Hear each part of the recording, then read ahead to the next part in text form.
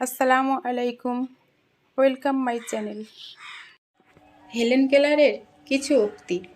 আত্মকরুণা আমাদের সবচেয়ে খারাপ শত্রু, এবং আমরা যদি এটির কাছে আত্মসমর্পণ করি তবে আমরা পৃথিবীতে কখনো ভালো কিছু করতে পারবো না। যদি তোমার সামনে হতাশার কালো পাহাড় এসে দাঁড়ায়, তুমি তাতে আশার সুড়ঙ্গ কাটতে শুরু করো। আমি যা কিছু খুঁজেছি তা অন্য কোথাও নেই, কেবল আমার মধ্যেই আছে। কোনো হতাশাবাদী কখনো তারার রহস্য আবিষ্কার করতে পারেনি, বা অজানা দেশে পাড়ি দেয়নি, বা মানুষের মনের জন্য একটি নূতন দরজা খুলতে পারেনি। যখন সুখের একটি দরজা বন্ধ হয় তখন অন্যটি খুলে যায়, কিন্তু প্রায়শই আমরা বন্ধ দরজার দিকে এতক্ষণ তাকিয়ে থাকি যে আমরা আমাদের জন্য যেটি খোলা হয়েছে তা দেখতে পাই না।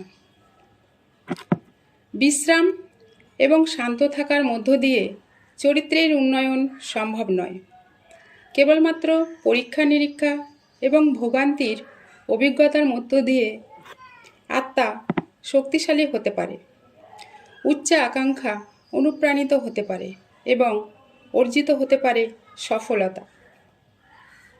পৃথিবীর সেরা সুন্দর জিনিসটি হয়তো আমরা ধরতে পারি না, ছুঁতেও পারি না, কিন্তু হৃদয় দিয়ে ঠিকই অনুভব করতে পারি।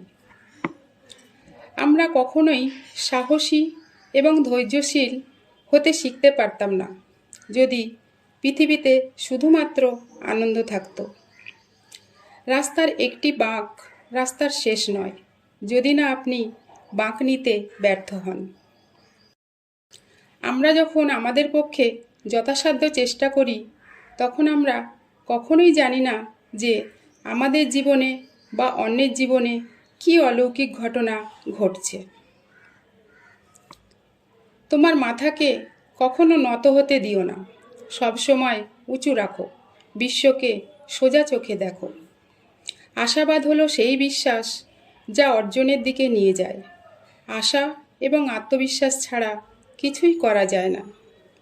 সত্যিকারের সুখ আত্মতৃপ্তির মাধ্যমে অর্জিত হয় না, বরং একটি যোগ্য উদ্দেশ্যের প্রতি বিশ্বস্ততার মাধ্যমে।